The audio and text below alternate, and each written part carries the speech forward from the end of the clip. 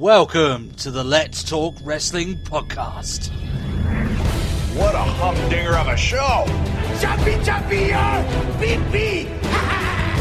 Booty-O's! They make sure you ain't booty! I got the gift of gab and the gift of jab, and I'll put that lazy eye right back to work. I'm not a bad guy. I'm not a good guy. I'm the guy.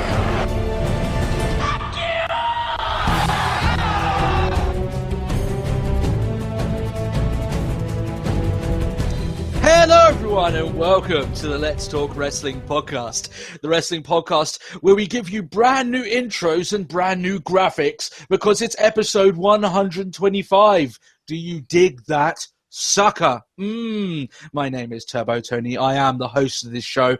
But of course, I don't do this on my lonesome. I have a partner who has shared the grand success of this podcast, and he was the deplorable West Ham fan who threw shit at the Man United players' bus this week. But I'm a Man City fan, so I thought it was fucking hilarious. It's Matt Marsander. I did no such thing. I condone no such actions. You did it because you knew I'd like it. That's exactly why you did it. Exactly. Although I know you can't say that you did it because otherwise you get a lifetime ban from the stadium. So, there is that. Such a terrible thing to occur. Yeah. Think of all the West Ham games you'll be missing, Matt. I know you're such an avid fan. Oh no. I like how you're trying to make it out like I give two fucks about football. You really don't. You really don't. Not at all. How you been this week, Matt? No, not been too bad. It's just been an interesting week. It has. Expensive week as well. Expensive? How so? Go on. New cars are expensive. Oh, yeah. Okay. We might as well talk a little bit about that. So, yeah, you got yourself a new car this week. Yeah, they're expensive. I've seen the picture. Looks nice. Do you think it's worth the money you paid for it, though? That's the most important thing now. I do. I like my new car. Oh, I'm sure it's shiny. I can't wait for you to ferry me around in it when I come over next time. I haven't got our new car yet. But it's one of the things that we're looking for. So when we do, Matt, I'll have to send you and you could a picture. Ferry me around in it as well. Yeah. Wow. The wife will. Yeah. I have no use on that. Say in the matter. No say in the matter. But still good stuff. Matt, we'll get some plugs. I've got a bit of interesting procrastination, but we'll get our plugs out of the way before we carry on. Of course, if you'd like to interact with us, the main way of doing so is our Facebook page, facebook.com/Let's Talk Wrestling Podcast. We also have a Twitter handle. Don't know if you heard. It's a bit underground. It's a bit what the cool kids are doing nowadays, I hear. What's that Twitter handle, Matt? It's at Talk Wrestle Pod. It is. I hear that's the new drug on the street, so go get that. Snort that shit right now. Yeah? Do it. Yeah. And, of course, you want to send us any audio questions or private emails, you can send it to Let's Talk Wrestling Podcast at gmail.com. That's the place to send emails to say whether or not you find my voice erotically pleasing. Because you may not want to put that in the comments, and I understand. Listen, my voice is quite powerful. I understand this, guys. Just let me know on the private email. No one else has to find out. So if it's, I might tell everyone. Too much. I might tell everyone, Matt, on the show, but that's a risk you're going to have to, you're going to have Will to he, won't he? We'll have to see. Yeah, exactly. All right, Matt. I'll tell everyone what we've got on this week's show. We've got the news, of course. Then we've got some fan feedback. Tasty. And then, of course, we're going to talk a little bit about NXT, your super sexy, difficult, intense, awesome challenge, Matt. And I'll give you the topic so you can muse over it. It's wrestlers appearing in TV shows this week.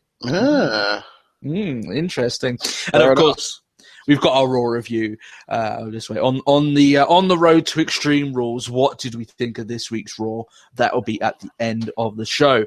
But however, before all that, we need to do a bit of procrastination, Matt. This has become like a new segment for us. This is like a weekly thing now that we do. Matt, we've got to talk about that Assassin's Creed trailer, baby. Yeah, we do. What do you think of it? I'm excited for it. I'm scared for it in equal measure as well. I'm exactly the same. I'm like, they could so easily fuck it up. Like, so easily. But you know what I didn't like though with that trailer, Matt, is the Kanye saying God about 5 times in 5 lines back to back. I wasn't really playing. The only thing I didn't like was the very Matrixy, like, Animus loading system. Yeah, You're going in like the Animus, this big robotic arm snatches Fassbender away. yeah. I would like that as an escape method. If anyone comes to I am away, just as Hook comes out, grabs me, takes me up to the 2nd floor so I can escape. You know, That's it. and I would pay extra money for Kanye West to be there rapping about some crazy nonsensical garbage while I do it, just for the feeling, you know. So I'm not a Kanye fan, guys. You know, yeah, We do not condone his actions. No, we don't. and the according to him, $53 million in debt that he is. NBA playoffs are this week, Matt. I know you don't care about the NBA playoffs a little bit. Well, you don't care about them at all, not even a little bit. I'm really not a sports guy. I'm a pro wrestling guy. You're a pro wrestling guy. Anyone that I'm going to answer it first off, I know I'm English, but I do support a team. That team being the New York Knicks, which is unfortunate because they're shit, right? That's basically the problem with the Knicks. What's it with you with going for the shitty teams, and then one day they'll get popular and get good, and you're like, but I supported them when they were shits. yeah, that's exactly I'm one of the people, Matt, that I can say about Man City. You're a hipster Man City fan. I was a fan there before it was cool. When we beat Gillingham in the playoffs to get promotion and all that shit, you know, and everyone's like, "What?" And I'm like, "Yeah, you weren't there. That's exactly right." But I'm a big NBA fan, so watching the playoffs are quite fun. Another thing I want to just talk about a little bit, Matt, before we get into this week's wrestling goodness. Have you seen a lot of this YouTube is changing stuff that seems to be going around? Have you caught any of this?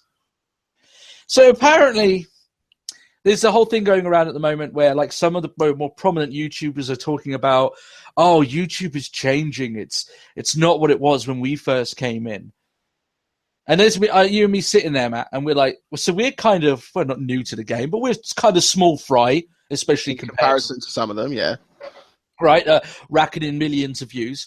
I'm sitting here and looking around the place. I'm like, I didn't notice any change. I think it's exactly the same. Maybe it's just to us, Matt, but what the thing they're talking about is this whole YouTube drama thing. And I'm like, oh, really? Oh, that thing. Listen, if anyone's thinking about making a YouTube drama video about the Let's Talk Wrestling podcast, I can already tell you what our reaction will automatically be. We don't care. We don't give a shit. Yeah.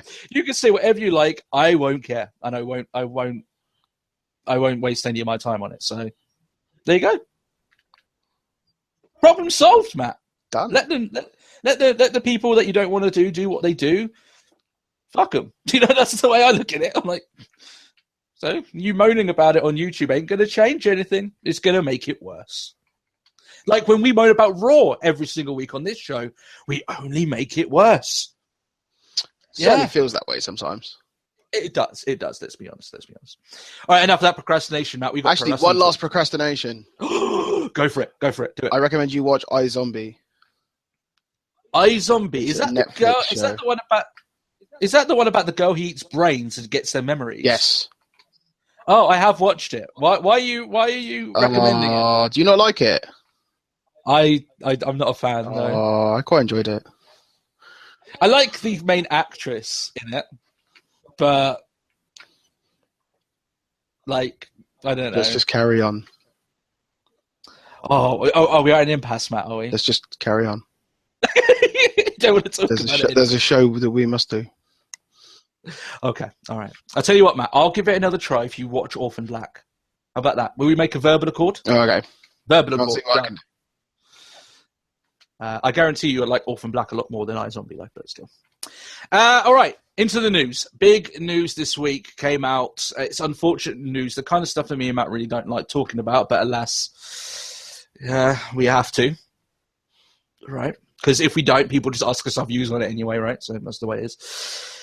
Adam Rose was arrested this week for domestic abuse and tampering with a witness. He's been suspended indefinitely by WWE. He was already serving a 60-day suspension of the wellness violation. And if you remember then, he was basically talking about how he's got documents that back him up. Unfortunately for Adam Rose, he can have all the documents to back him up. With what transpired over this week, that no longer makes any difference anymore. And the reason why that is the case is because WWE are essentially given a free pass, because all they have to say is, well, we're getting rid of him because he's got domestic abuse on his record. It's a you can't ask us about the drug thing because domestic abuse is a far bigger deal, which I would agree it is, right? So let's go through exactly what apparently happened. So apparently there was a verbal confrontation between Adam Rose and his wife. He held her face in an aggressive manner. I think that's clear to say, right? And he shouted at her. When she tried to call the police, he took the phone off of her, which is why he's got the tampering with a witness charge. Yeah. Right. They had a hearing over the course of the week. Did you watch the hearing, Matt? Have you seen I hearing? haven't, no. No. The hearing basically is just his wife, very upset, saying, look, it happened. I don't have any bruises. It sounds like the woman just kind of wants to get on with her life, and this is just a really bad chapter in it. I feel very, very sad for her on that front. A little bit. It's like it escalated. Like, I don't know. Here's the thing, though. I mean, you could listen. It's down to her and her choice whether or not she wants to continue with Adam Rose or Ray LaPon as his real name, right? I've got nothing to say about that. It's completely her choice. I'm not going to sit here and say, well, she should dump the guy, right? It's down to her. Dumb bitch. The only thing that we can speak about, Matt, is whether or not how much this impacts his wrestling career. Yeah. And it impacts it massively. To the point, Matt, I will very confidently state he will never work for the WWE again. Yeah. Do you agree with that? I could agree with that. It's not so much the crime, it's the description and nature of the crime. And it's the fact that in that hearing, the judge said that this is the second instance or incident like this that's happened on his record. So WWE, even if they had, for some reason, thought, you know what, for Adam Rose's sake, which, to be honest, guys, he's not exactly vital to the show, but if for his sake, we'll give him another shot, they'll hear that and be like, well, he's had another shot, and you already broke that, right? You already fucked it up. So WWE are going to keep him suspended. Depending on how the trial goes, they will just release him, right? Because I don't know how much lengthy of a contract he's got on, right? And just the fact that with all the things that he was saying beforehand about trying to fight them on the wellness violation front, they're going to want to get rid of him because of that as well. So he's done. He's done on so many fronts at WWE. They've got so many reasons to stop doing business with him. I can't think of a way he does go back to them and carries on working for the company. I think not in a strong position at all. Yeah, I honestly can't see it happening. The real loser in this situation, and I hope that eventually it all gets sorted out. I know he's not going to work for WWE, but maybe he can go in the indie scene, start working there, right? And he gets the help he needs. Is because obviously his son, right? And his son has a lot of health issues. He needs that income. He needs a father and a mother, right? He needs this, you know. That's who I feel the most for here in this whole situation. So, all in all, a shitty situation. Like I said, I'm not going to talk about whether or not about like the personal side of it, but I would put a lot on this guys and say Adam Rose is done, and he'll never work for the company again. Actually, Road Dogg was on Twitter over the course of the week. He, for some reason, very bizarrely, he was actually talking about it, which is like you'd think that would be taboo for WWE employees to come out and speak about. Let's just say he was. He stopped very short in saying, "Oh, he'll work for us again." He didn't confirm that, and the reason being for that is because I think he knows better. I think he knows that. I think it's because he doesn't have that authority to say anyway. Yeah, clearly. People are going to ask us as well, do you think that this is correct, what WWE did? I think Adam Rose gave them no option. You know, I think you've got to stay squeaky clean. if you've got a domestic abuse charge on your record, then you're giving them such a huge reason to get rid of you. If I was in charge of WWE, maybe this is controversially, I probably would have done the same. I probably would have suspended him indefinitely. Yeah. And depending on the outcome of the trial and what happens in the hearing, then I'd release him from there. So, listen, it's not WWE's fault. You know, this is. Well, actually, some people might say, well, maybe it is because maybe this was through stress of him not working, getting money that maybe he needs from a wellness policy violation that clearly, if his documents are correct, he shouldn't have been suspended for. No. But I often go, when you have a choice whether or not to grab your wife in an aggressive manner and along these lines, once you made that choice, I think you need to live with it. I don't think you can make excuses and blame it on anyone else after that point. So that's just my beliefs there, Matt. But I'm sure some people will fire shots at WWE on this front. I think there's nothing for them to answer for on this front. I think Adam Rose has unfortunately put himself in such a bad situation with this that he's got no high ground to stand on in terms of firing back at the company anymore. So, which is a bit of a shame, because I honestly thought I was really interested to see how far he could have taken that, push forward. Yeah, but it will never come forward now. So there we are. The Brooklyn Brawler was released in the aftermath. Poor guy can't even get on the main headlines by being released with all the other talent, but I think that's almost a little bit of a statement on his career. But he's apparently been a backstage guy for a long time. Oh, is he? Oh, apparently. I don't know. Alongside that, apparently Christian's performer contract with WWE was also dropped, but that doesn't stop him from appearing on the network and stuff like that. It means he can't. Oh, do you know what? I tried giving the Edge and Christian show another try. Mm-hmm. Yeah, I still don't like it. You still don't like it? I'm actually watching it now, and they got better. Some episodes are a lot better than because, I tried episode 1. Let me try episode 2, and I was like, I still don't like it. Mm. Yeah, I would say, Matt, that after episode 4, 4 onwards is where the show starts properly sort of hitting its stride. The worst episode of that series is the first episode, which I think is very bizarre, but obviously they're trying to find their feet. But yeah, I find it really bizarre because WWE, their original programming is quite interesting because I don't like any of it. You don't like Camp WWE? I like Camp WWE. Nope. I think it's all right. Did you watch episode 2? No. I didn't enjoy it. I didn't enjoy episode 1. So it's like, I just couldn't get over the fact there's they've got Vince doing it, but can they get Triple H and Stephanie? No. I don't know. Apparently Triple H is in it. He voices Triple H. He basically voices his own father, Quadruple H, apparently. So. Oh, I'd heard that, yeah. So, it's not for everyone, but that's the thing with their original content. It's going to be hit or miss, isn't it? But it's something that's really bizarre. I quite enjoy... I quite enjoy the kayfabe ones. The kayfabe breaking ones. I quite enjoy, Ride Along and things like that. It's really bizarre. Oh, really? Yeah. Well, we know you're at Total Divas Hall. That's what you are. You love the Total Divas, man. You're going to be watching Total Bellas, man. You love it. I won't be watching Total Bellas. You can't get enough. Although I might have to, because apparently Maurice is going on Divas, and fuck watching that. Well, Renee Young's on there. There's that at least. So there you go.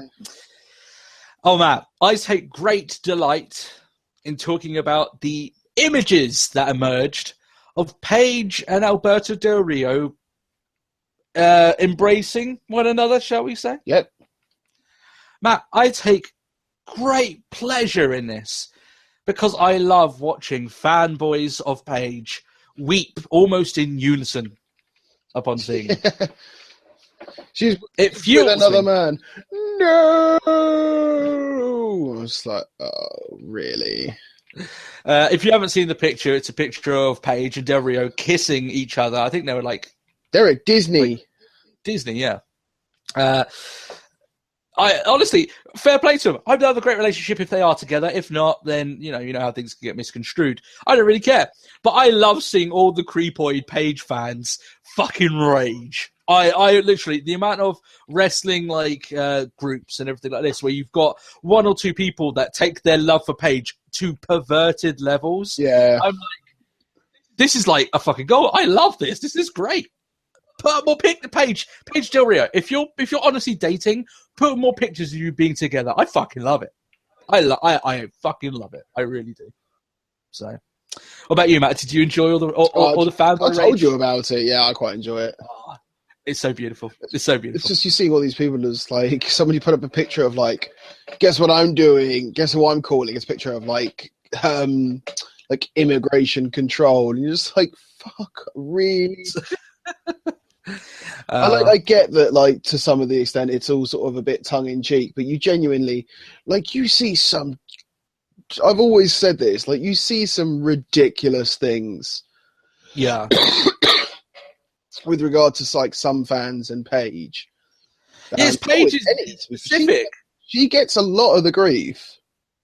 She gets a lot of the weird ones, yeah. Doesn't she? A little bit like, okay, all right, but... Still, and I'm talking deep, guys. We're talking about like people have written disgusting erotic fiction of them having sex with Paige, and it's like, what? Like, so this is brilliant for me. I love this. I wanted to bring it up because it makes me smile. It's true love, ladies and gentlemen. Why can't you be happy for them? Just because you can't fuck her? Come on.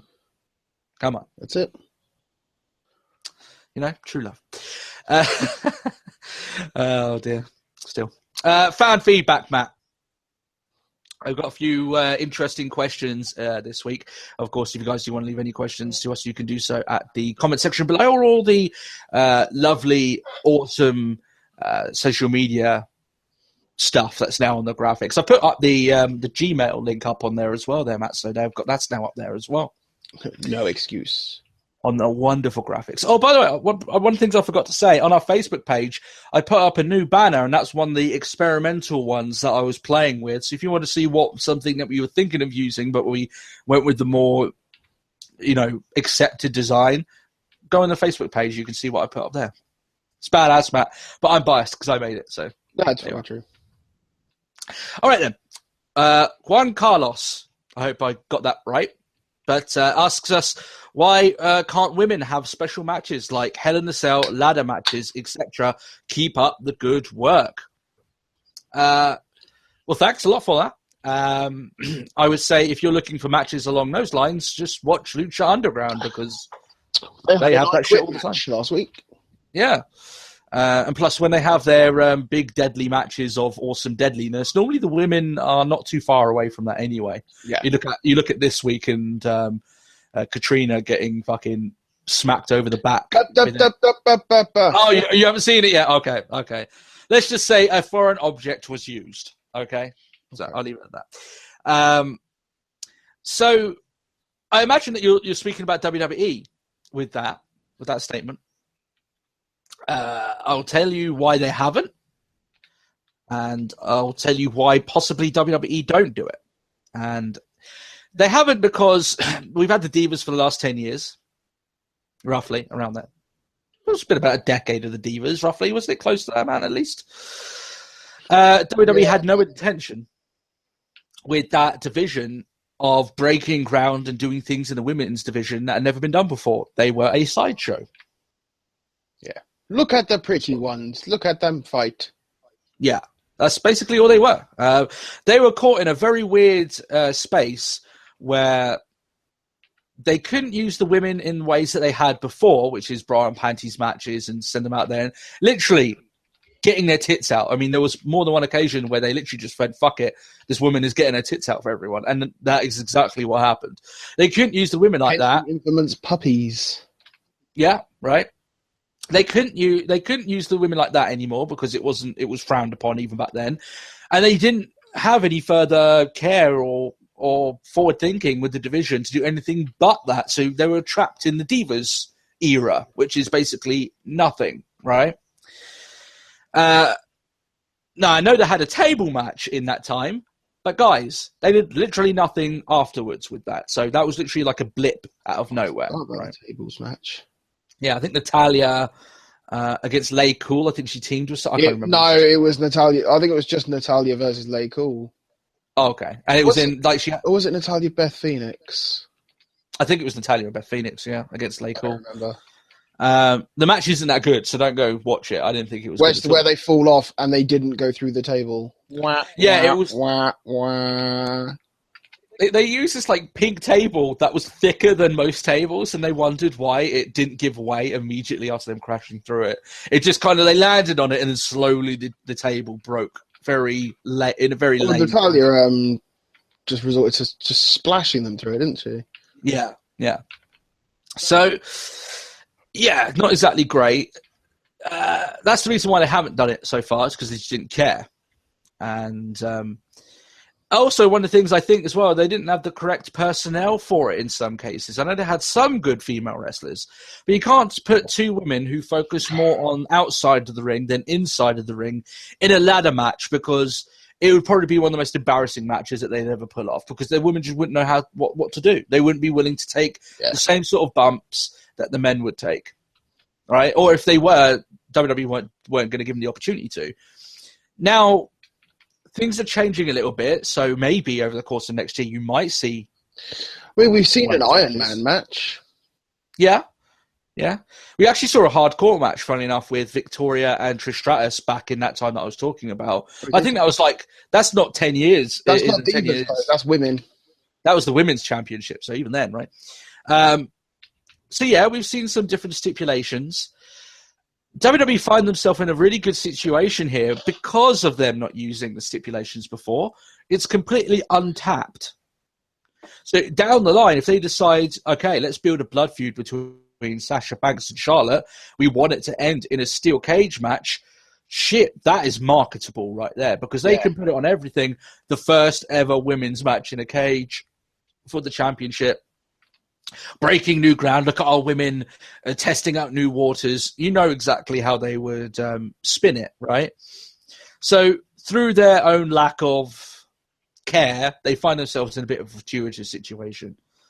Part of the reason why they might do it now, I guess, maybe they want to get these women over as proper wrestlers first before putting them in matches of that ilk. Or maybe they just need more in the division that can wrestle up to the likes of a Charlotte, Sasha Banks, and a Becky Lynch, right? Yeah, that's probably the main reasons right there. I would put Charlotte and Sasha Banks in a cage. Yeah. In a blood feud. I would quite like to see, not even just like you think of the triple threat match. I don't want triple threat matches. I would quite like a women's ladder match. Yeah, why don't you do a women's Money in the Bank at Money in the Bank this year? Yeah, maybe. I think I wouldn't go women's Money in the Bank before we've actually had a ladder match. But yeah. I get you, and part of the thing I said there as well about not having the whole personnel about it. Normally a Money in the Bank ladder match has 7-8 people in it. That means you're going to have to put a few girls in there that more than likely aren't going to be happy taking big time bumps, or just very clear, not as good as the rest of them. Mm-hmm. So, but still, I'm looking at the division now, and I'm like, there's 5 women straight off that you could probably do something good with right there, and bring a couple up from NXT, right, and then that way you've got a good, nicely rounded ladder match. So I don't know, but still. I think we're closer now to special matches of that ilk than we were at any time during the Divas. Oh, yeah. Because WWE now, at very least, are trying to, at very least, act as if they care. Whereas before, they weren't even trying to act as if they care. They were just like, of course we don't give a shit. No. Why do you think we put it on the dead spot on every pay-per-view? Because we don't care. It was easy to see. You want to go piss? We want to let you go piss. It's fine. Yeah, exactly, right? That's the way they looked at it. Cameron Hutton asks, what match are we most looking forward to in the live event in Hawaii? This is the one that he's alluding to that was rumoured that we're going to see Kevin Owens and Lesnar and the Nakamura versus Cena. The one that I've heard apparently may not be live. Yeah, that's the thing. Not network, sorry. I think a couple of people have got a little bit too carried away with this. It's not going to be aired. We're not going to see it. So there you are. Even if we wanted to, we're not going to see it. If that makes me think that a lot of these rumors about having Nakamura against Cena may not be completely legit, but even if it is, I'm not going to think about it too much because I'm not going to see it. It's just the bottom line of it here. Sure, Cena and Nakamura are probably the match I would be most looking forward to if it happens. Yeah, more so than Brock and Owens. Yeah, I think that has potential, but from the more rumors that seem to come out recently, it's becoming more and more clear that this kind of got out of hand. The rumors of the show kind of got out of hand. I don't think WWE even had any major plans for it. So there you go.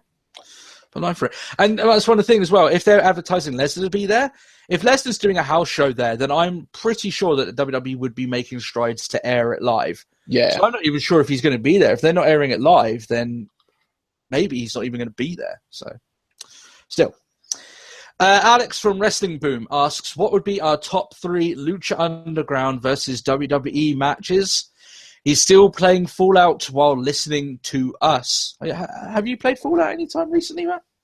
No, I've been stuck in Stardew Valley. You're still there. You're still there. And Battlefleet Gothic. And Battlefield Gothic, yeah.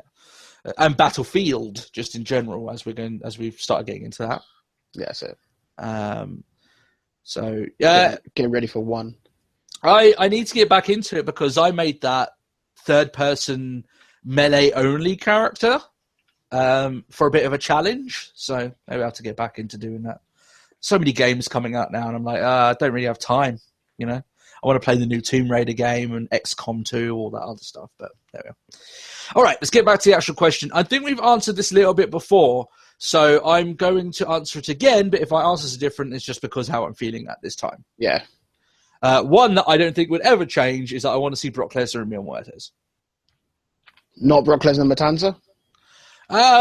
Maybe.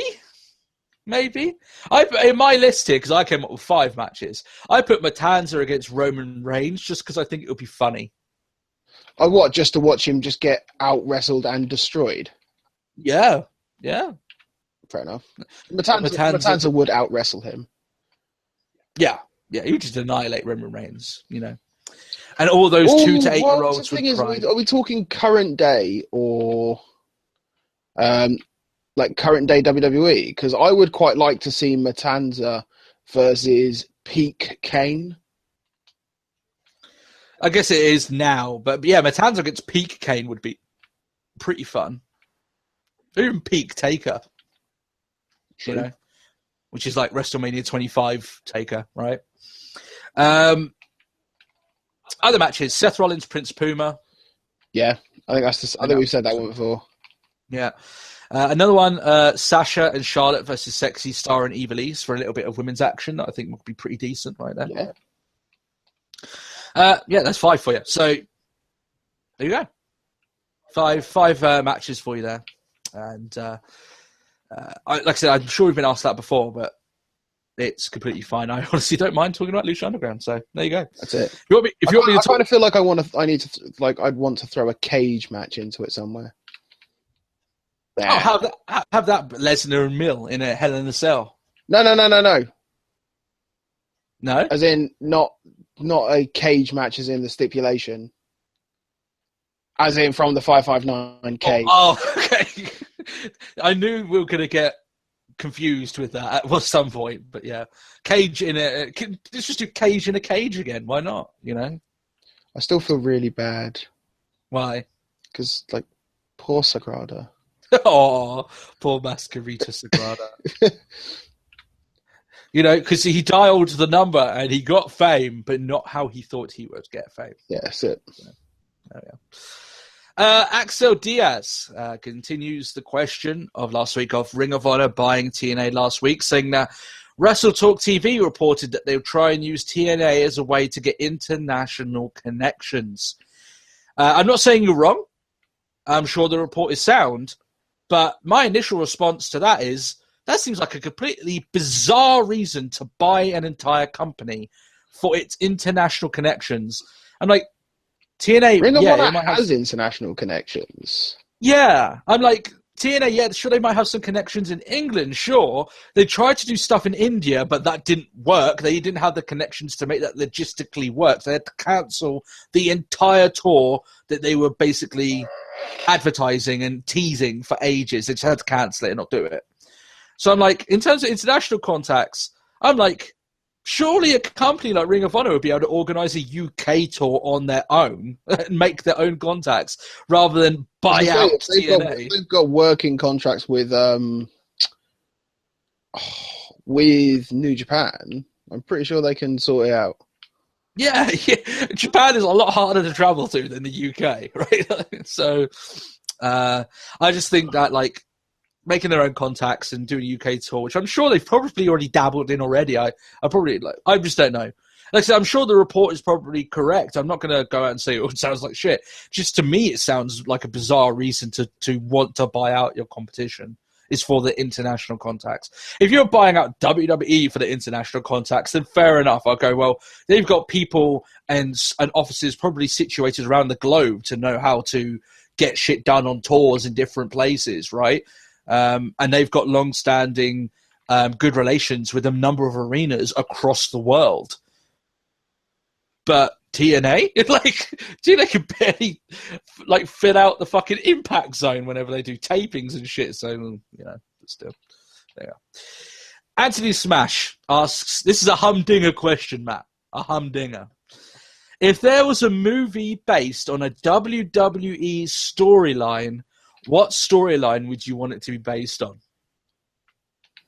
If you had said wrestling storyline, I may have had to have gone with Sexy Star and Mariposa just for the ending of that. And you could have told a good psychological story right there. But get a proper horror mindfuckery going on. That's it, with a nice, inspiring ending where she overcomes it all, right? I think this is a cracking question. I've got a few picks because I couldn't think of one specific I'd be hugely yes, this needs to be done. I thought maybe you could make a good... Daniel Bryan, be Rocky. Yeah. It'd be Rocky all over again. Yeah, mine would be the Daniel Bryan story was one of my picks. I thought that would be very inspiring, right? I thought the story of the Rhodes brothers fighting the evil establishment for their job, for the right to keep their job. Yeah. I think that's a pretty good story you could do there. You could follow the two of them as they're like, this is our last chance, them training, maybe them thinking that they're not going to do it, having arguments with each other, and finally at the end as a family, they overcome the odds, right? The Nexus storyline, I was like, that's pretty cool because you could end up making it almost like Captain America Civil War where you've got two sides just clashing, so maybe something there with the Nexus. This, almost unstoppable group, right? Gaining more members, something along those lines. Going a little bit further back, Matt, what about the Macho Man Jake the Snake rivalry? Into a movie with a big love connection there with Elizabeth, right? Yeah, it could work. So, a few picks. I think, Matt, though, I'm going to go pick it. I think the Daniel Bryan story. I think that's the one that you'd make into a movie. Yeah. I think it's the one that you'd have to, because it's that feel-good story, though, isn't it? Yeah, it is. It's the improbable story with the guy that you want to see succeed.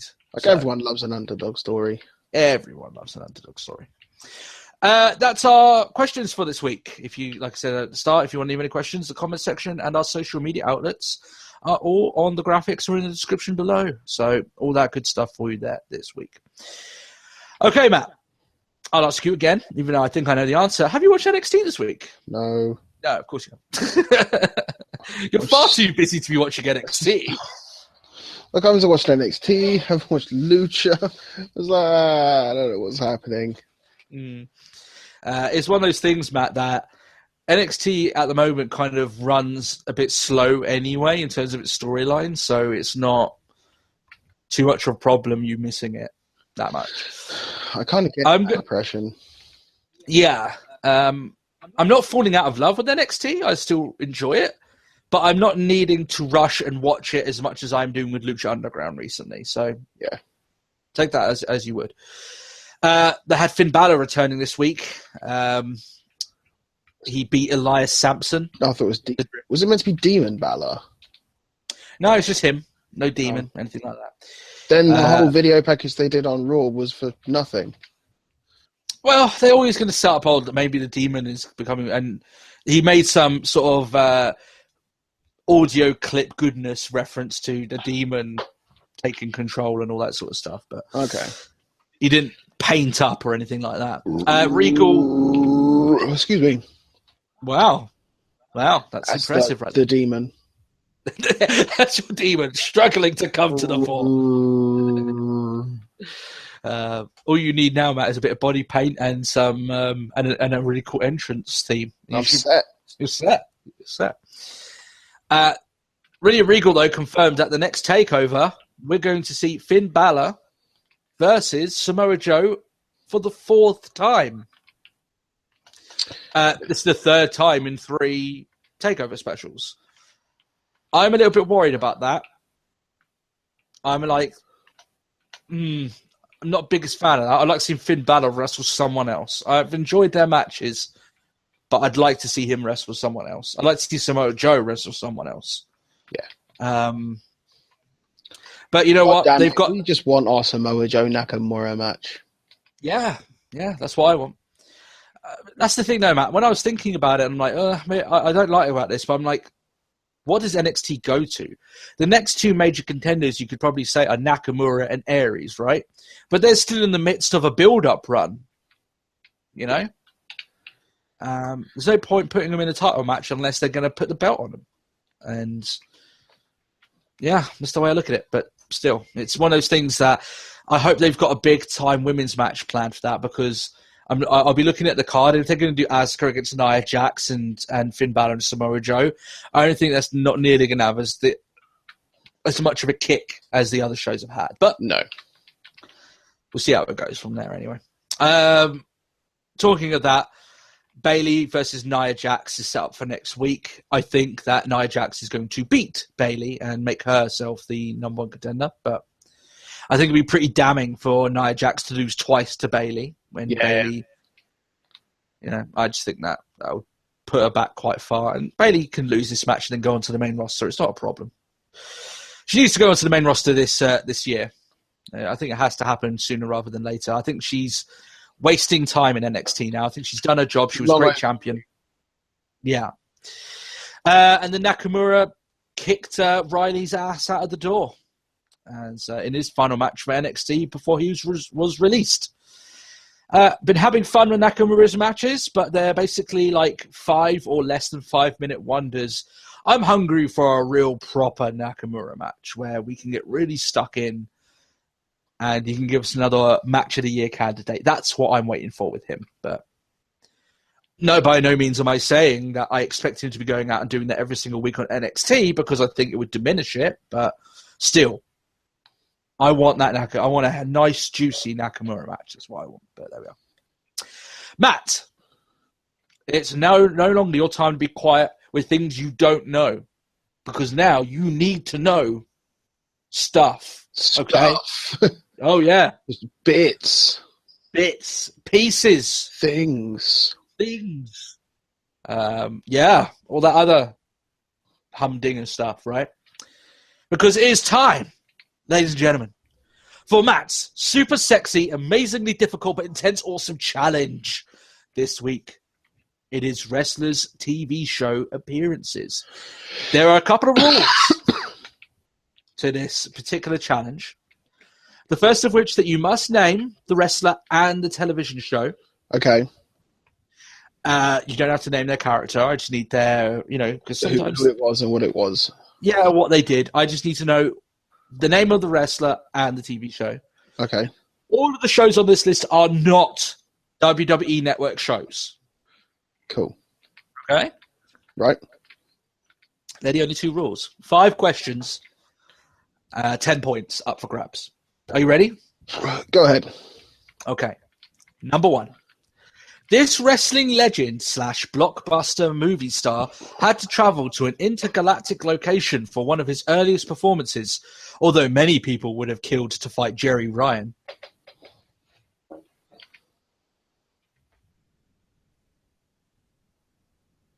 Oh, has he come unglued on question 1? It's The Rock. That is 1. That is 1 point. What show did he appear on? Do you want me to say it again for you? One more time? Yeah. All right. So, this wrestling legend / blockbuster movie star had to travel to an intergalactic location for one of his earliest performances, although many people would have killed to fight Jerry Ryan. I'll give you a hint. Jerry Ryan isn't the character, it's the actress. Yeah.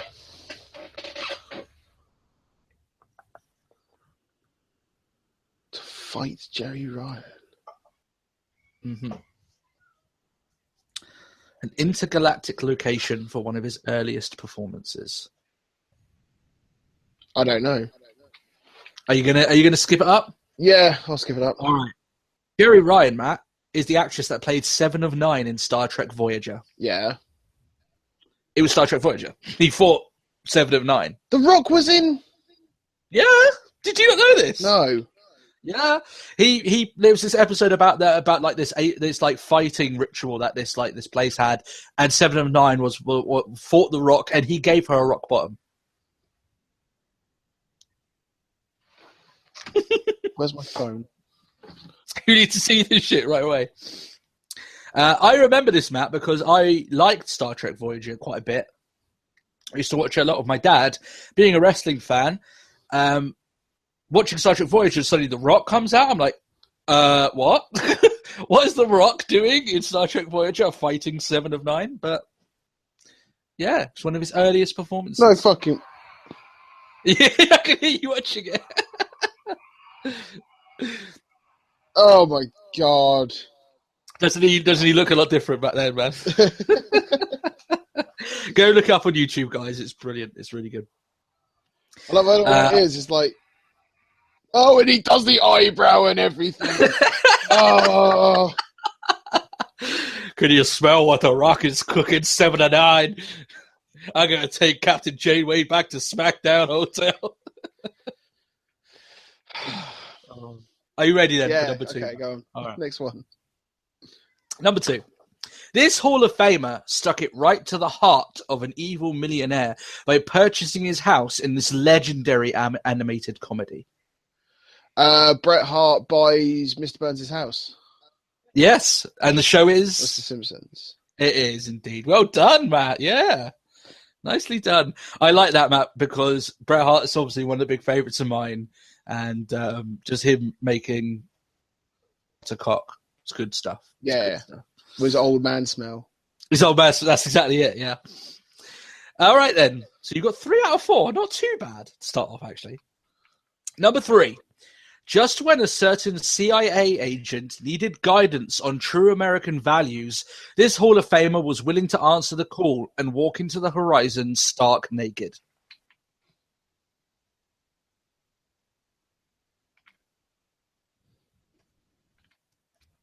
Ooh, this one might have got him. No idea. No idea. One more time, Matt. One more time. When this certain CIA agent needed guidance on true American values, this Hall of Famer was willing to answer the call and walk into the horizon stark naked. If you say so. Not a clue. Not a clue. All right. No clue. All right. It is Hulk Hogan in American Dad. Yeah. Have you not seen that episode? Yes. Yeah. You know it now, yeah. Oh. I remember right at the end, he's like, my work is done here, and he hits something on like his wrist, takes all his clothes off, and he just walks into the sunset bare naked. Yeah. I was like, okay. Hulk Hogan, by the way, did voice himself in that as well, so there you go. Number 4, then. I'm just checking to see that the 3 of 6. That the recording is still going great. That's good stuff. Okay. Number 4. In the old days, celebrity beefs weren't settled over Twitter. They were settled in the ring, and this wrestler was more than willing to oversee the bloody chaos. Why do I want to say it was Celebrity Deathmatch? You're correct. What wrestler am I talking about? Who was it? It is Celebrity Deathmatch, but what wrestler always making a recurring... He had a recurring role on the show. He would show up all the time, it seemed like.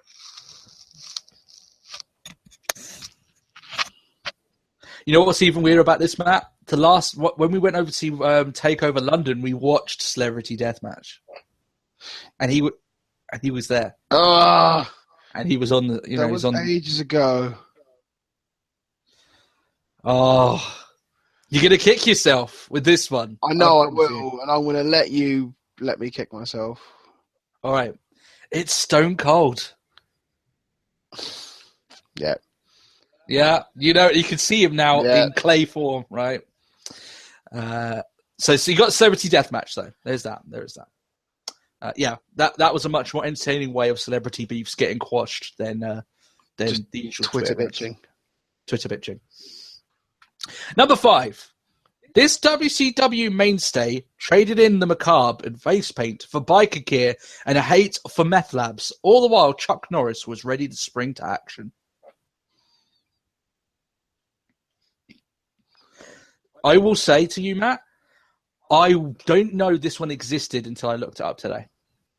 What, this show even existed? No, I knew the show and I knew the wrestler. I did not think he had a performance in it. One more time for you and for the fans, because this is the hardest one on the list. This WCW mainstay traded in the macabre and face paint for biker gear and a hate for meth labs. All the while, Chuck Norris was ready to spring to action. The worst part is I constantly want to say that it's for fucking Breaking Bad, but it's not if it's involving Chuck Norris. No, it's not. It's not Breaking Bad.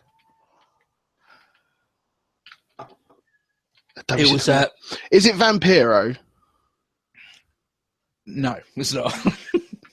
You said about the macabre, I was like, Vampiro's kind of macabre. Kind of, yeah. But he is very... He's very macabre. I would lean more on face paint than macabre when it comes to this guy. Sting? Yeah, Sting. What show was he in? I don't know. I'm basically giving to you this there. What show do you naturally associate with Chuck Norris? Well, Sting was in Walker, Texas Ranger. He was in Walker, Texas Ranger. He played a biker who hilariously dodges a shotgun and then blows up a meth lab. Only in Walker, Texas Ranger. Yeah. Someone shoots a shotgun at him, and then he just opens up the door and says, that's quite antisocial, and then just takes the gun off the guy. So, there you go. Yeah, there you go. Sting in Walker, Texas Ranger. Who knew? Who knew? But there we are, Matt. I wasn't keeping track there, Matt, but I think you probably got around about 4 or 5 out of 10 there, roughly. Yeah, if you don't count the one that you just clearly gave me. I kind of gave you the last one, didn't I, really? But there we are. All right, then. I hope you guys did enjoy that trivia. I reckon people would have... I think some of our fans would have easily have got the first 4, bar maybe some of them dropping a few like you did. I'd be so shocked if they got the last one. I mean, maybe my clues are enough to get them a good guess. I don't know, maybe, but still. Who knew? Sting hates meth labs. But there we are. All right then, Matt. It is time for our Raw review this week. I don't know why whenever I announce this, I turn into William Shatner. I have to stop doing that. Welcome to do what we must do.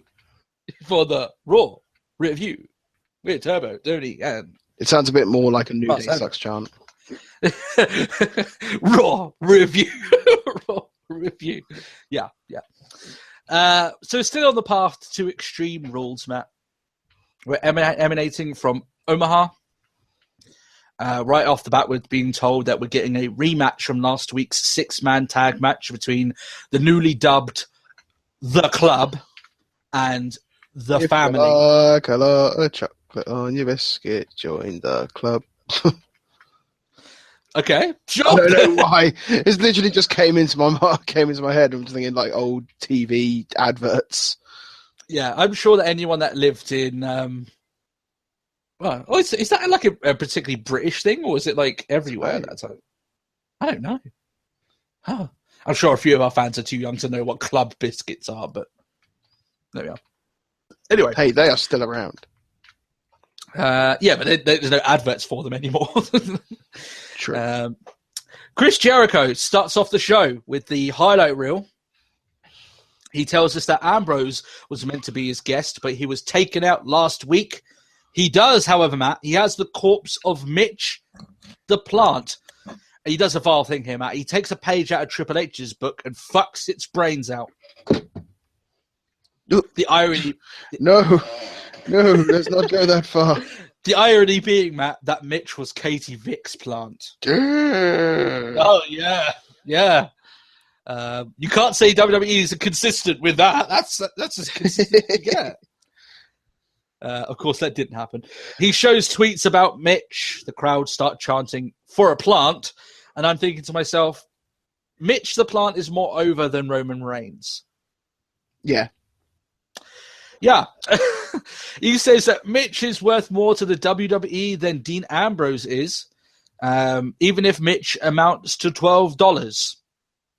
The establishment that buys dead plants for $12 is going to go out of business very fucking soon. Yeah. So I was like, what are you going to get out of it? I don't know. It's dead. I know. I can glue it back together because that's how plants work. That's it. Yeah. Sure. So he wants us, Chris Jericho, he wants us to drink him in again. So go on, Matt, get to it. Chop, chop. Don't have to burp from it, Matt. Drank too much. Drank too much Jericho. That sounds so disturbing. Big Cass, of all people, comes on out. He tells Jericho that if he were a gift, he would return him to the store, which is the most ultimate, slam dunk of an insult. Right there. Although I do like Big Cass, but man, I hate people that take back fucking gifts. It's a gift. That's You it. don't take it back to the fucking store. You enjoy the fucking gift. Be grateful. That's why I look at it. But still, maybe it's maybe it's for the younger people, Matt. Maybe we're getting too old with the old people moaning about how things have changed. Just gift receipts. No. Yeah, how about you care enough about the person to buy them something, and they should care enough about you to fucking like it. Yeah. Yeah. Like when I bought Matt that dildo last year, he was more than happy to receive that. Yeah. Yeah. Anyway. You may think that sometimes we stage these jokes. I actually have nothing in my notes that comes up with this shit. I don't. I really don't. Cass is okay on the mic here, Matt, but he's not as good. Well, he's not Enzo. Not even that. I think he's okay. I just don't think he was that good in this segment, I have to admit. He wants to fight Jericho, but Jericho wants nothing of Big Cass. Neither would I. He's a tall motherfucker. And he does look quite scary. And that's just the end of the segment. So The trouble I'm finding recently with Big Cass, especially considering I listened to the Austin podcast with Enzo and Cass. Okay. And they're like, shoot, how tall are you? And he's like, well, I'm about 6'9". It's like, okay, so he's not 7 foot tall. Mm-hmm. What are they going to do when all of a sudden, they're billing Corbin at 6 foot something, and then they have a feud, and it's like, oh, they're the same height. Yeah, yeah. Well, they'll just talk a lot of shit and make you think, oh, they're not really. It's just how the camera looks at it. That's true. Yeah. Backstage, Jericho is searching for Stephanie. He wants her to shut down the new era that Shane is fostering in. But you know what? She's like, oh, I kind of like it. It's kind of good. And I'm going to set up you against Big Cass in the main event tonight. So clearly Stephanie's still smoking a bit of that hashish we were talking about last week. I'm sure that, you know what? Good for her. She deserves to be happy. She's a woman in tough times. That's it. Just relieving a bit of stress. If that's what she needs to calm down, then... Yeah. Like, she seems to be that sort of weird smirk a lot recently, so... Mm-hmm. Something's happening with her where all this is going to play off, by the way. Obviously, all jokes aside, she's going to come off like they're still building up this whole thing with her that she's happy with Shane. Obviously, the betrayal is coming soon. The coup is coming where, at some sort of point where, she all takes that backstabbing and bitching. Yeah, that's it. Ziggler versus Corbin. I thought this was a decent enough match, this one. Corbin gets the win with the end of days, and I'm like, better 2 weeks late. Better, oh God, I fucked that one up. Better 2 weeks late than never, I guess. There you go. Fucking hell. But it was still after the pay-per-view. Yeah, to be honest, I'm like, a victory over Ziggler here in this situation wouldn't have helped. It doesn't help him as much as it would have done back at Payback. Why wouldn't you just done it at Payback? Ziggler's going to get released in like a year. He doesn't want to stick around, so. May as well use them as much as you can. That's how I would look at it. But still. Well, I got quite like it. There was a massive deep six in that match. Yeah. I mean, Ziggler could get quite a lot of air anyway, and then Corbin with the size. That was a pretty one, I would have to admit. Charlotte and Ric Flair are speaking to Shane backstage. They want him to overturn Stephanie's decision last week to ban Rick from ringside. But then Shane goes one step further and says, well, actually, you're banned again this week here on Raw. So they're obviously not too very happy with that. That's it. Time to be a big girl, Charlotte. Exactly, right? Rick must be loving it. He's still getting paid. So, sits back. He's only got to do 5 seconds of screen time where he's just sort of like, he stood there, shook his hand, and wooed a little bit and slapped himself, as he usually does. Matt, if I could make a career of just wooing and then slapping my arms, I would be on that shit. I'm jealous. No, if that's how you make money, fuck, I'm like in the wrong business. Yeah, I am. I really am. But there you go. JoJo is speaking to AJ Styles, Anderson, and Gallows, aptly named The Club, and that just makes me think... Actually, one thing, actually, it was watching this Raw, and it was later on when they all came out for their entrance. I was just like... I'm still a little bit taken back. It's like, I still can't believe we have Styles in the WWE. It still feels a bit weird. Yeah, just occasionally it's like, it's a good time to be a WWE fan. I'm sure we got asked plenty of questions. I can remember us getting loads of questions. Do you think AJ Styles come to WWE? And we're like, no. Yeah, we were quite wrong. Yeah, he seems to be doing really good in New Japan over there. Yeah, it's all good. Why would he ever come oh, he's there. Okay. Sure. And it's great. So if people had asked me whether or not I thought Nakamura was coming over, I probably would have said no as well. So yeah. There you go. This is why this is a wrestling opinion show and not a journalist show, because me and Matt talk shit. We know it sometimes. That's just the bottom line of it. Here's the thing, though. My opinion is that this club is not sticking together for a while. And the reason I think that is because they obviously would have come up with a better name than The Club. I don't know. I mean, there's no shirts or anything for this group or anything along this line. So I'm like, True. I'm like, okay, maybe they're just playing this up for a little while. It's something that they're doing for now, but it's not on their long-term plans. I say that, and then, obviously with the whole, but they haven't made shirts yet. Y2AJ made shirts, and that's how they got me on board. But still, I just don't see it happening anyway. They say, Styles basically says, I'm not going to spare Reigns again because I know what kind of person he is. He didn't see what happened last week, blah, blah, blah, blah, blah. You all know how it goes. Oh, Matt. There was a commentary fart over the course of this show. And instead of letting Michael Cole get away with it, I'm going to roast him. And he says... I remember there being one, but I can't remember what it was that he said, but go on. Here it is. Right? There was very much that point where I was just like, the fuck? Yeah. R-Truth versus Fandango Michael Cole tells us that apparently this match is going to be bigger than Captain America versus Iron Man, bigger than the Civil War. Okay, Matt, what I'm going to do, because this came out of Michael Cole's mouth, I'm going to review this match in comparison to the movie. Okay, fair enough. I think we could do that. Because if he honestly says it's going to be better, then clearly being compared to the movie and being reviewed side by side wouldn't be a problem for this match. So people may say we're taking this too far. No, I'm just taking Michael Cole at his word. Michael Cole said this was better than. Yeah, right. Firstly, the comedy in Civil War was pretty good. Ant-Man was pretty funny in that movie, Matt. I quite enjoyed Ant-Man, and some of the Spider-Man had a few good quips here and there. I laughed at a couple of moments.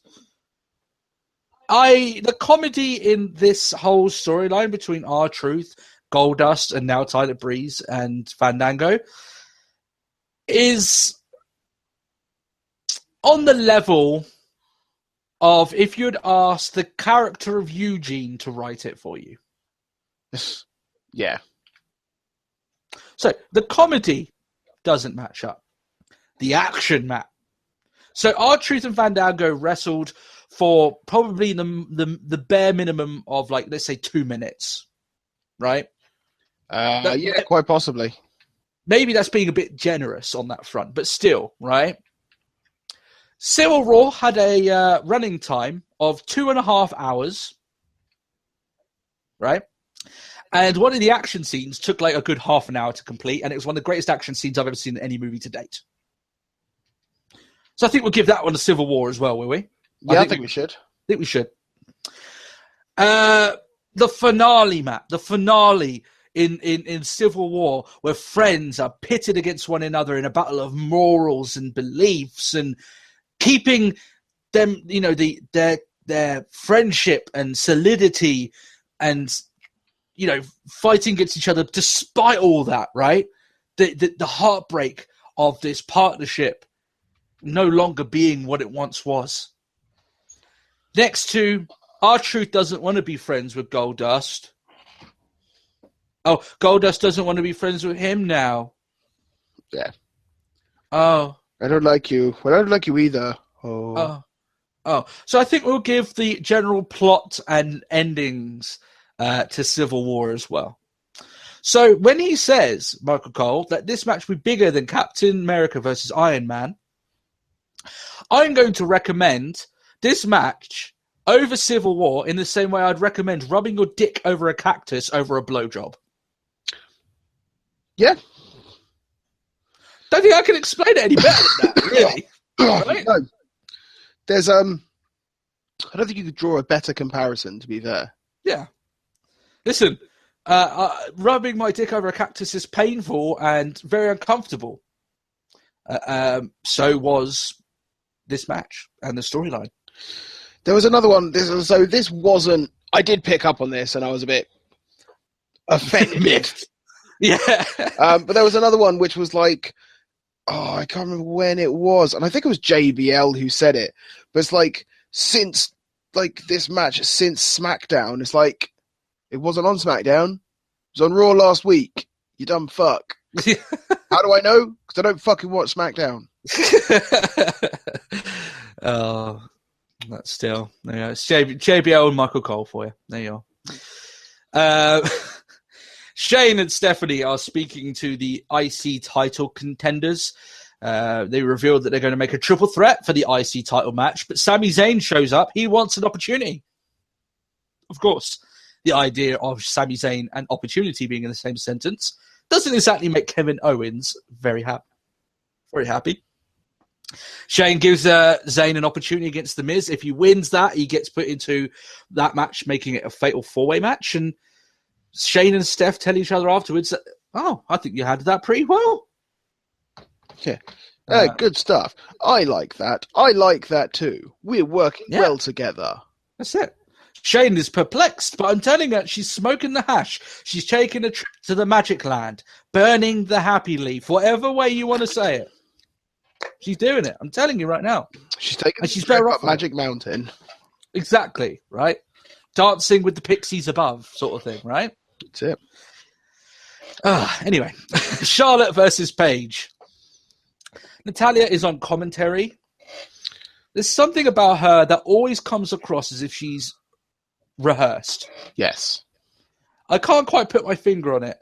Some people are just like that. That it's not even like they may not even have to have rehearsed it. But it just comes across as if they have. It's almost like they're reading off lines, or they're taking a breath, then saying their line, then taking a breath, saying the next line. It's like she doesn't ever come across as genuine. Yeah, and I don't think that's particularly a problem with her performing. I think that's honestly just her, right? That like you see her on Total Divas, she comes across the same way in a lot of ways, and I'm like, that's part of the issue too. I've watched a couple for my wife and for the show. I may dabble in the dark lands of Total Divas, so there we are. I haven't watched it in a long time, though. I might add, I haven't watched it in ages. I thought this was a decent match, though, Matt. I thought it was all right. I think it was solid. I think it was a good reminder of sort of like that Paige is still around and she can still do a very good job. Yeah. I thought she. It's refreshing, Matt, to see that she. She can still wrestle, right? Because we haven't seen it in so long. So long, yeah. I mean, the one thing I quite liked, not quite liked. The one thing I got really confused by. Okay. Do you remember? It was only fairly recently that Paige had the attire with the strapped pentagram over the front. Yeah, which I thought was pretty decent. Yeah, which seems to be gone, and her attire actually seems quite plain now. It's more to get the breasts out. Let's just be honest. It shows more cleavage with her gear now. So. Why does it look like Natalia stole her attire? It does a bit, doesn't it? Yeah, I was looking at myself. Because it was like Natalia's now the one with all. Like I know we've made jokes and remarks before about like Natalia looks like she's like the dominant in this sort of in her relationship and that. But yeah, like now it's just like. It's getting a bit much. It is. I have to say that Natalia's gear is getting more risque as the weeks go on. I'm like, okay, fair enough. That's it. And it's a submission match. Oh, my favorite. I'll make you submit and beg for more at the same time. It's going to get too much. It's going to get, exactly. It's going to get a little bit TJ, uncomfortable. no! No. Bite on this as I put it in. Yeah. Anyway.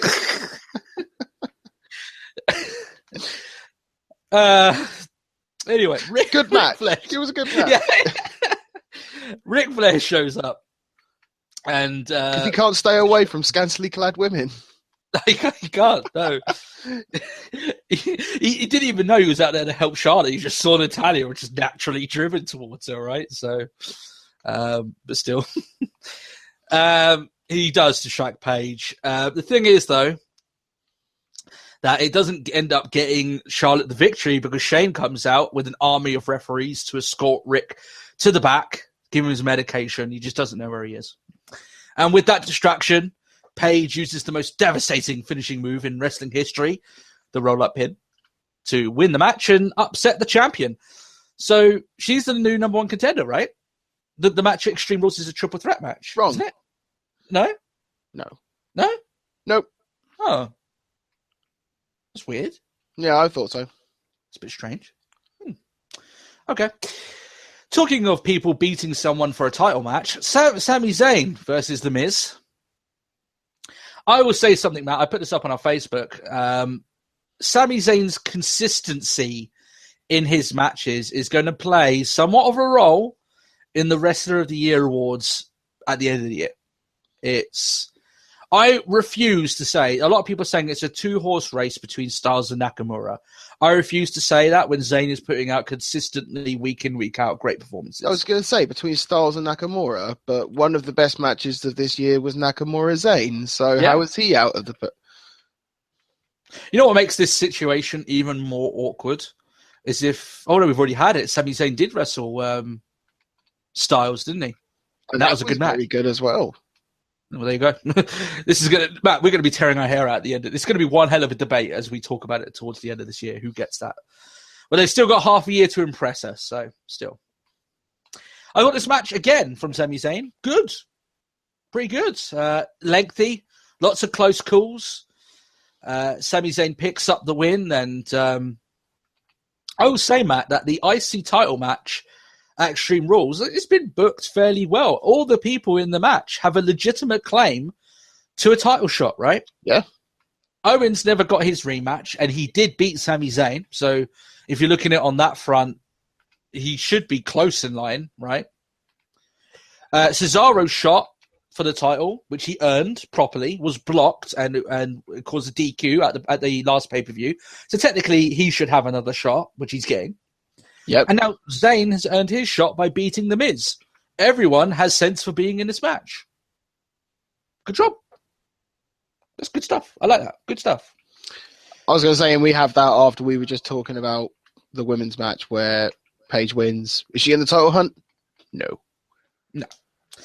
And by the way, I don't think people. I think that it's going to be one of those things that they what they should do is that if they really want to get this Natalia match done and they want to stopgap more time before SummerSlam and have that Sasha Banks match, which is what I think they're going to do. Where's Sasha been? Sasha's been fucking nowhere. But I mean, I don't like this. Sasha's not around. But if they need another stopgap, Matt, then they've got a reason here. Paige can show up on the night after Extreme Rules and say, "I beat Charlotte. Yeah, I deserve a title shot," and her become the number one contender. I'd be happy seeing another Paige Charlotte match for the title. Yeah. If you need another stopgap, she's there. She could do the work. Go for it. But I don't think they will. So I think they're going to have another Natalia match. But still, there we are. Backstage, Renee Young is speaking to Becky Lynch. She's pissed off about the eye injury she has and how Emma exploited it last week. Emma shows up, wants her to admit that she's inferior. And then Dana Brooke shows up to attack her. Oh dear. This could go very fucking wrong. Matt, I think Dana can be really good. I think she can be great. Right? And we've been some of her more outspoken, maybe critics, but I think there's potential there with her. Yeah, but I've said less bad things about Dana Brooke than I have Eva Marie, so I wouldn't say I'm the most outspoken. Yeah. I thought she was progressing slowly, but she was getting there. And I'm looking at this at this woman and thinking there could be something down the line for her. Another 18 months NXT working night in, night out. I'm sure she'll be at some good quality, ready to go, right? The problem is she hasn't wrestled in NXT for like the good last 6 months. Yeah. Right? So I hope to holy hell this isn't her call up to the main roster because she needs a good, as I said, 18 months more time working night in, night out at NXT before she even gets thought of a bump up to the main roster. She isn't ready. Not at all. Yeah. But now, I don't know. It could work out. I mean, if they're bringing her up to be in the same sort capacity. of situation, the same capacity they were in NXT, maybe I'm not going to be such a terrible judge for it.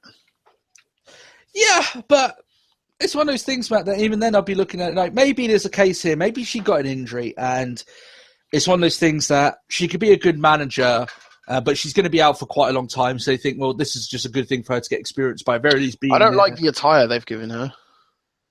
No, I think that's no. It looks bad. That can change over the course of a week. So yeah, it's just bad. I think she looked that bad. I don't know. I don't think not bad as Nia Jax's first gear. Ugh. When she first did it. That was horrendous gear. I had no idea who came out with that. But yeah, I comic book guy all of a sudden just like I hope someone got fired for that. It's a comic book guy. I don't even know. It was Simpsons. Worst outfit ever. Yeah. No, it was this thing with Dana Brooke. It's like if she is going to start wrestling on the main roster, I'm going to be a little bit like this is too early. It's too early. She needs more time. She could have been a good contender down in NXT and done some good work down there before coming up. It's too early. It's far, far too early, but still. We see. Oh, this is interesting. We see a video of Darren Young, and he's saying that he needs a guiding light in his life. So he found Bob Backlund. I don't know where he was looking, by the way, to find Bob Backlund, but still. Under the sofa. Yeah, maybe. Bob Backlund could be anywhere, so there is that. Chicken wag! Yeah! I love Darren Young such using the chicken wing as his finisher. Brilliant. He says he wants a live coach. And Bob Backlund says, well, I could be a wrestling coach. And Darren Young's like, right, I need a live coach. And Bob Backlund says, well, that's your first rule. Wrestling is life. And they're going to make Darren Young great again, saying that Donald Trump quote right there. Yeah. There's two ways this can go. They can try and make it into a comedy thing, which is destined to fail. I can tell you right now, there's actually a lot there. You could play off the Donald Trump angle and stuff. You could write some decent comedy with these two. I don't think WWE are even close to being able to pull that off. So that would be an absolute fail. The other thing that they could do is make him a serious competitor, but play off social issues and shit like that. Play off the Donald Trump angle. Make literally, make Bob Backlund the Donald Trump of WWE, right? Make him act that way. Come out with ridiculous and offensive comments, and Darren Young be his guy that he goes out there and wrestles for him. Which I think there's some potential there. Was his defender sort of thing? Yeah, right. I just think that, first of all, the odd pairing is fair enough. I think it's okay. It's got some potential if WWE choose to use it that way. I thought the video of itself was a bit strange because they weren't actually standing next to each other. They've got two different films. Yeah, right? It was quite bizarre. Because it was just sort of like a cutaway. Yeah, it's basically like they filmed one and filmed the other one and just literally put them next to each other. And I'm like, okay. Maybe this is just the starting one to get us let know, and then later on they might have more of them being together.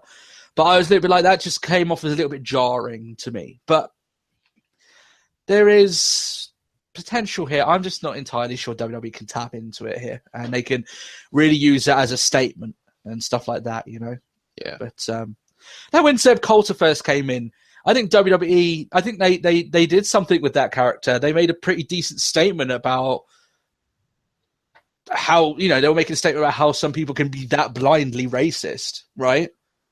It was a character no one, I thought it was a character that had a little bit to it, the Zeb Coulter character, right? And you've got a guy that could play that role pretty well. The whole We the People thing and everything, yeah. Yeah, right. I think that played off something. It was a unique character. The whole Jack Swagger and Zeb Coulter thing, I actually really liked it. I thought it was really good, right? And they could get onto something a little bit like this here. I'm not sure. I don't see it going on. And maybe it's just us watching Darren Young over his entire career, getting a slight push here, a slight push there, and never really getting anywhere. Yeah. Which kind of just be the whole story of his career, unfortunately. Yeah. So, still. Zack Ryder speaks to Shane McMahon backstage. Kevin Owens is pissed that Zayn has obviously now got a title shot. He says that the new era seems to be about people moaning in Shane's office and getting title shots for it. It's begging. Yeah. Shane sets up Owens versus Ryder. If Ryder wins, he takes Owens' slot at the title match at Extreme Rules. There you go. A match with meaning. I like it. It's good stuff. A match with meaning. Purpose. Suddenly, Kevin Owens could lose this match and actually lose something. I'd like this happening a lot more, but there we are. Roman Reigns is talking to the Usos. It was at this point that my feed cut out, so I didn't hear what they said. And you know what? Didn't particularly care. I don't remember them really saying anything. I don't know. Other than, I'll take out the club if and believe that because I'm Roman Reigns. I can only assume that was it. Yeah, that's still. Rusev versus Sin Cara. Quick match. This one.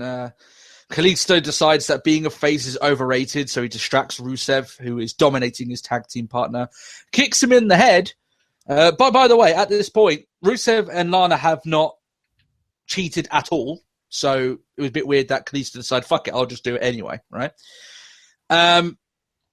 Sin Cara uses the most devastating finishing move in wrestling history, so devastating that he managed to hold Rusev down for about a good 4 seconds before the referee even noticed that there was a pinfall, and then counted the 3. So it came off like, oh, this guy got pinned for like 7. Like, so this guy could be like he's gone back. He's gone back to like Big E's like old gimmick of the 5 count. Yeah, you can count to 5. Yeah, it'd be awesome.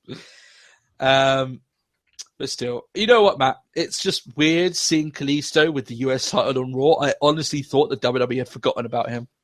I know I had. Most of us have. A shame for the guy, but there you are. They had him actually. Do you remember at one point we used to joke about like tripping and falling over the IC belt? Yeah. And now it's like they can only seem to have like one belt in like Providence at the moment at any given time. Yeah, they can't do both. Oh, they can't handle. God forbid. They can't do it. Oh, Matt, this is interesting. Another Puerto Rico video. However, it seems that Primo and Epico haven't been telling us the whole truth about Puerto Rico. I watched a John Oliver video this week who does some pretty good rants on politics and stuff like this, right? The placemat, Puerto Rico, is in a state of crippling debt, massive unemployment, and is suffering an economic disaster that shows no sign of stopping. The shining star of the Caribbean, yeah. Yeah, apparently so. But yeah, apparently it's in a really shit place because for some reason, all the tax issues that it has are only covered by, you know, like, because obviously it's a US state, right? So like all the tax issues that they had for some reason are just completely whitewashed by US law. So it allowed like a lot of companies to basically take the shit, and now bonds are being purchased. The place is in like, a fucking shit show. Like they're in so much debt now that they need aid, or they're going to be fucked for forever. There's like they're in so much crippling debt, and like I think unemployment. I don't take this verbatim. Watch the video because obviously John Oliver knows his facts. I don't, but like apparently it's close to like 50% unemployment in Puerto Rico at the moment. Jeez. Yeah, right. So Primo and Epico keep telling you that Puerto Rico is the greatest place in the world.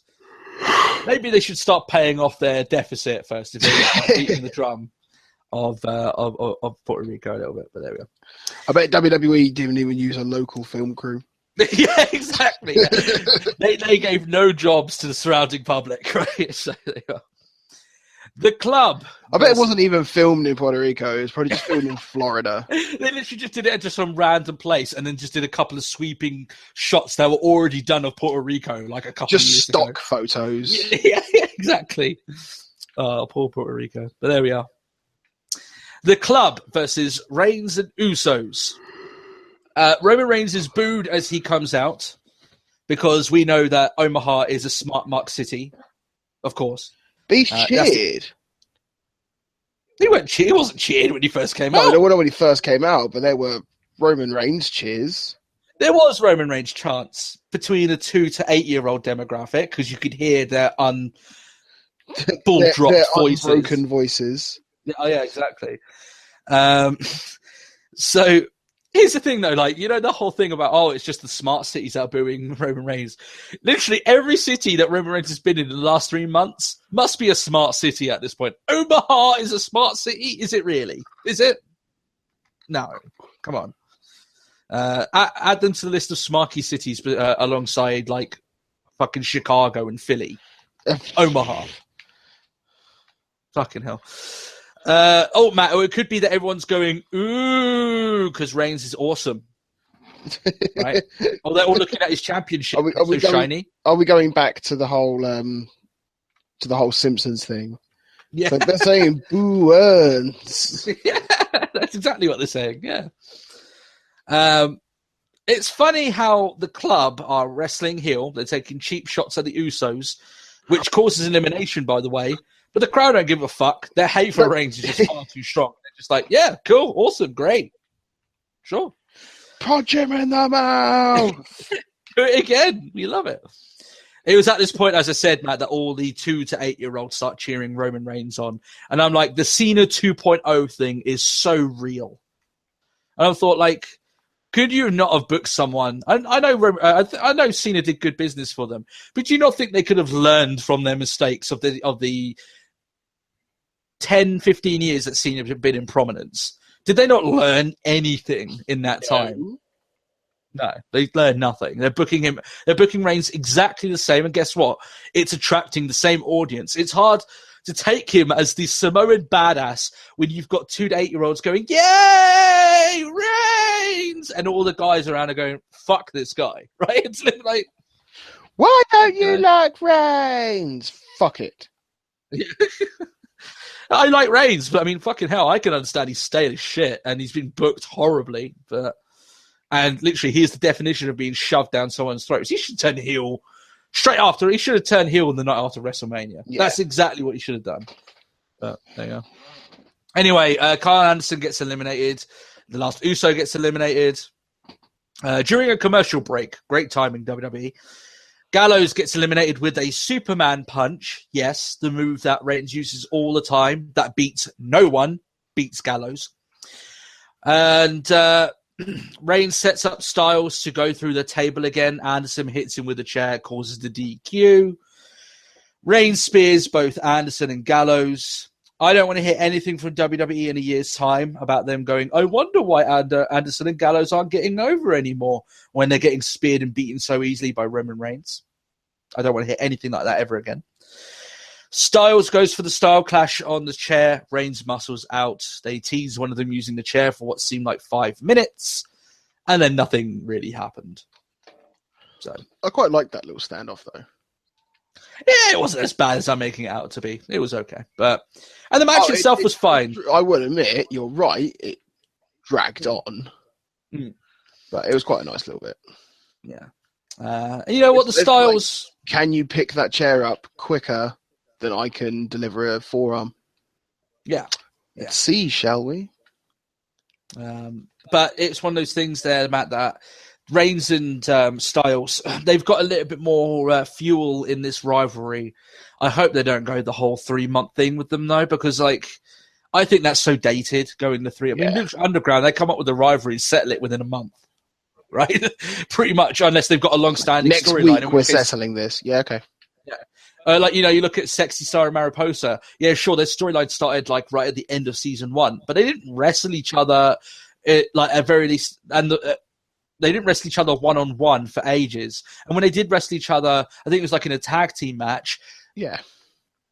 Sexy Star really didn't fight her. She just stayed away. She was too destroyed emotionally to fight her. I was about to say they dragged the story out, but that almost makes it sound bad because it wasn't bad at all.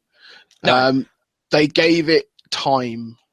Yeah, you know what, they teased it. Yeah, they teased it for so long, and then obviously you got Derek White just sort of like, I know what it's like to live in fear, and I know how you get out of it. Just saying. Yeah, that's it. It's I think that's, I know maybe it's nowadays like wrestling fans needing a little bit more instant gratification, all that lot, but I just think that having 3 months of having the same 2 people go against each other, people are bound to tune out nowadays. I think this is such a dated concept. Yeah. But still. Ryder versus Owens, quick but okay match. I started tuning out at the show right about this point, I have to admit. Owens gets the win with the pop-up powerbomb, keeps Ryder out of the IC title match. So there we are. Renee Young speaks to Big Cass backstage. It's evident how fucking tall he is when he's looming over her. Literally, like, you could put another 3 Renee Young's heads on top of her and it probably wouldn't. Hello, little lady. Yeah. It come to a point, it looked like she was barely struggling to get the mic up to his mouth. Yeah. Like she had to tiptoe up like this. Jeez, he's a big guy. He says that he'll be the only guy standing in the room after his match with Jericho. And he asks Renee how she's doing. If I were Ambrose, I'd be worried. A man that big must have a fucking massive ego. Yeah? Yeah. I'd say so. And a massive dick, too. But still. With that big old junk. Big old dick. People thought I was going to sidestep away from that thing right there. No, I'm just going to say it. You don't get to be that big without packing some bazooka down there. That's what I'm saying, right? I just remember back to remember that? Oh, was it GTV or something? I only say GTV because it was on the Edge of Christian show when they were on about like, haha, well, I guess that's like they don't call you the Big Show sort of thing, or something like that. It's like, oh, yeah.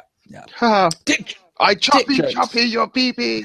Yeah, in the new intro, right? Yeah, I had to put it in there, Matt, because it just shows everyone that we have to fulfill our quota of 5 dick jokes per podcast. So there we go. That's just the way it is. And that's one straight away.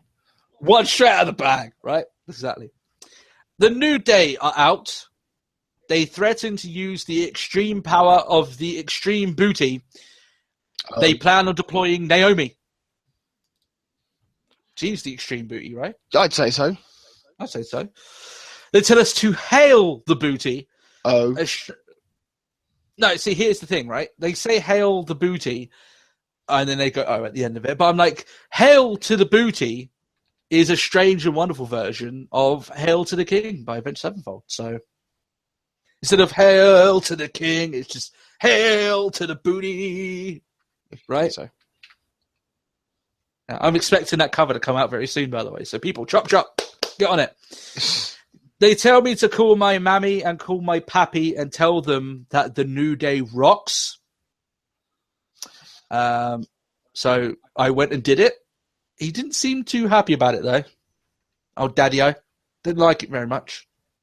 So, did you tell your mum and dad that New Day rocked? Oh, I did not tell them the New Day rocked. No. No. Yeah, I think that might have been better if I just didn't listen to Big E. It's just when I look at him, I feel compelled to do what he tells me to do. The thing is, I quite liked this segment, and it's another one of those that's like New Day are so over. Yeah. But it's the whole when they were going on about the vaudevillains and they don't like people like us. People who use smartphones. Like, you're not going for the racism. And in the same way, they kind of are. Yeah, in equal measure. Yeah. Talking of vaudevillains, really, actually, no, I won't talk about the vaudevillains because why would we want to do that? Yeah, the New Day wrestled the Dudley Boys. At this point of the show, Matt, I have to admit, I was completely tuned out. Yeah. I was so tuned out that it was during this match. Just quickly, I didn't see the finish because I kind of just left it playing whilst I went and did something else. I completely forgot to hit pause. I did exactly the same thing. But did I go back to check it? No. I was at the same match. I don't know who won this match.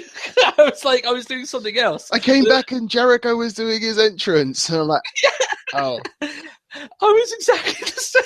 I was like, well, do I really care? Am I going back? No, fuck it. No, sorry, I've got plenty of other shit to be doing this week. So, apologies, New Day, Dudley Boys.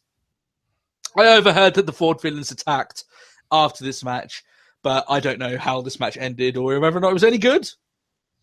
There you are. Talking of Jericho coming out for his match with Big Cass, it looks like he gets attacked, which he obviously does. And it's actually Dean Ambrose that dons his jacket. I thought this was a pretty decent idea, actually, with Ambrose slowly revealing himself, right? He looked demonic for a moment as he looked to the side of the camera. I was like, wow, that actually looks pretty damn scary. Like over the shoulder sort of glare. Yeah. Jericho is screaming at him that the jacket costs $15,000. Now, if it is actually Jericho's jacket and not a quick one made just for the purpose of being ripped up, he is telling the truth. If you actually want to go buy one, you don't get the Jericho discount. It actually costs $25,000 to buy. So he's not actually joking. If it is actually his actual jacket, which I'm not entirely sure, because I think his other jacket, the lighting. Well, he's claimed that he has 3, doesn't he? Yeah. But whether or not I know you can get like a what's the name for it? Like an imitation jacket. Oh, okay, yeah. A mock. I don't. Yeah, like, you know, which isn't done. Like, let's say that the lighting on it isn't nearly as intricate, because if you remember his actual lighting on the other one, I think it strobes and shit. Whereas this one only lit up like all together at the same time. So I'm not sure. Maybe it was. Maybe I'm just thinking wrong. But if it is actually that, I mean, he's not lying. Like the actual jackets themselves, when he buys them, because obviously he's getting them, and his name is Chris Jericho, he gets them $15K. If you want to go out and buy one right now, you better have $25,000 to hand. Yeah. It's an expensive jacket. Between Mitch the Plant and Johnny the Jacket, which gets ripped up, stamped on, thrown apart, fucking everything done to it here, there's a lot of casualties in this war. Enough that I have a scoop here, Matt. I have a news story about this. The Inanimate Objects Committee, which of course is led by Ric Flair's suit jacket, are going to have a... Yeah, that's how big this is. It's escalated. It's escalated. They're going to have a meeting about it during the week and see how they can resolve this issue to make sure that no other inanimate wrestling objects get destroyed in this war. So I hope that some sort of accord can be made between both parties here, and no one else has to die. Because Johnny the Jacket, Mitch the Plant, who else? Who else is next? Yeah, we have to stop the bloodshed. All right. Now I just feel like I need to Photoshop an actual meeting between wrestling's inanimate objects, like Moppy and Chainsaw Charlie's head, Chainsaw Charlie's chainsaw. Other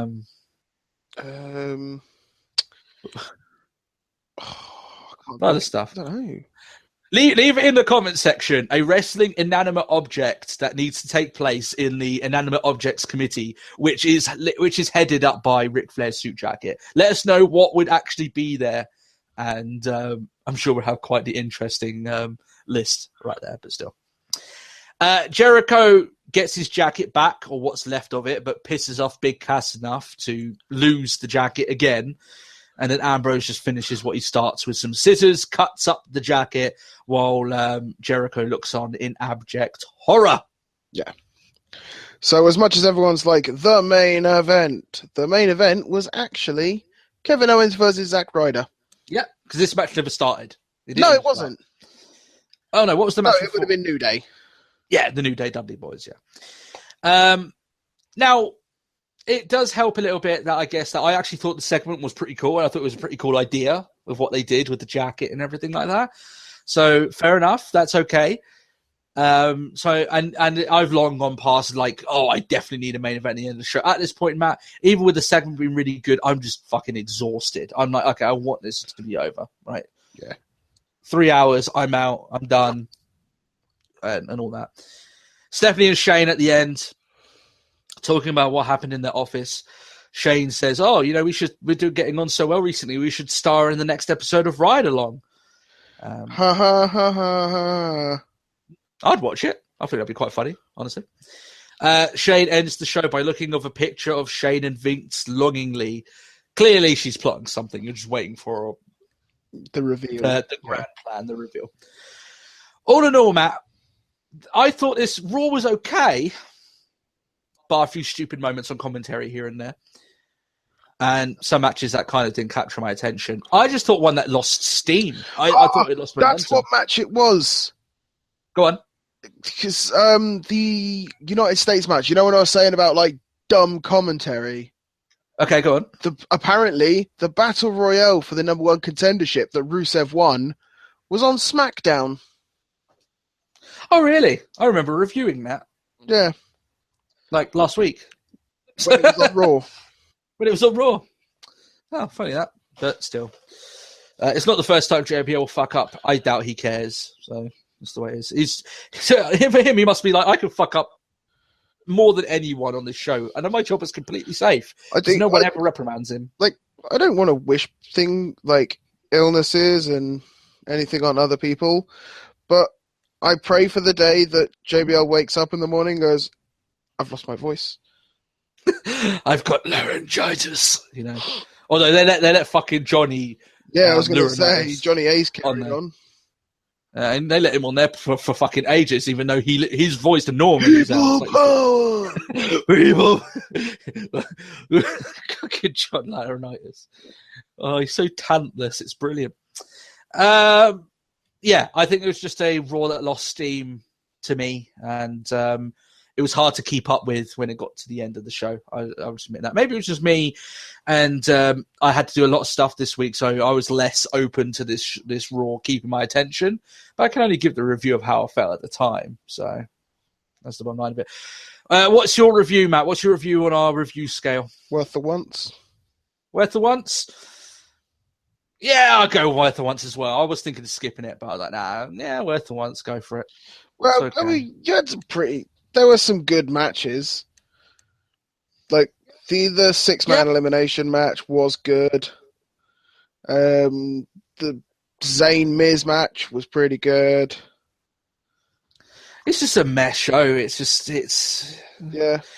not a show, again, that you would be really annoyed at watching, but it's one of the ones that if I had not watched it this week, I very much doubt I would have cared. You know, it's one of those ones that's right in the middle. But that's just the bottom line of it there. Matt, we're done. Is there anything else that you want to cover this week? No, I've got nothing else to say.